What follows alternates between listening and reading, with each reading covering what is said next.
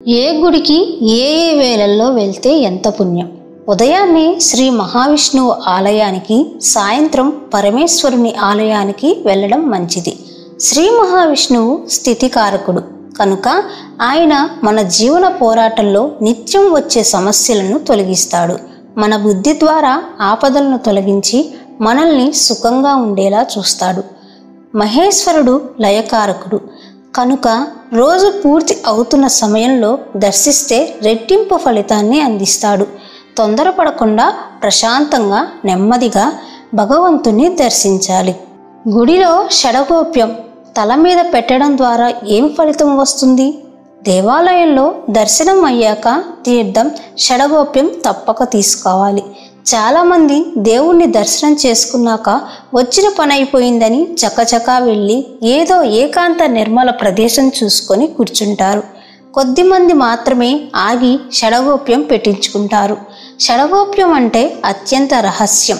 అది పెట్టే పూజారికి కూడా వినిపించినంతగా కోరికలను తలుచుకోవాలి. అంటే మీ కోరికే షడగోప్యము.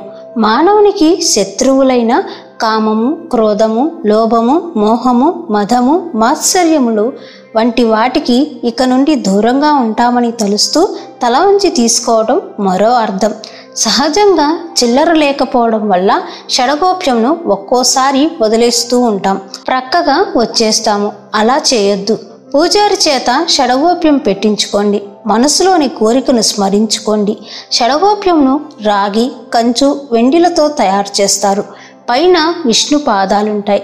షడగోప్యంను తల మీద ఉంచినప్పుడు శరీరంలో ఉన్న విద్యుత్ దాని సహజత్వం ప్రకారం శరీరానికి లోహం తగిలినప్పుడు విద్యుత్ ఆవేశం జరిగి మనలోని అధిక విద్యుత్ బయటికి వెళ్తుంది.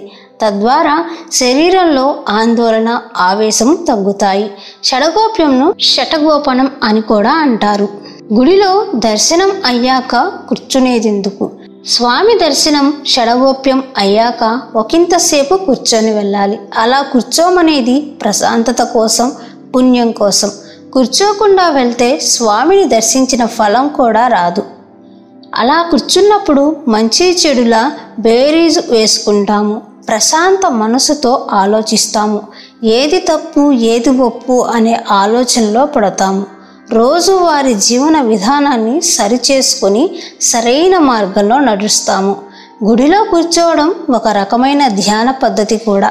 కేవలం కూర్చోవడమే కాకుండా ఓ 2 నిమిషాలు కనుక కళ్ళు మూసుకొని ధ్యానం చేస్తే మరింత శుభం కలుగుతుంది.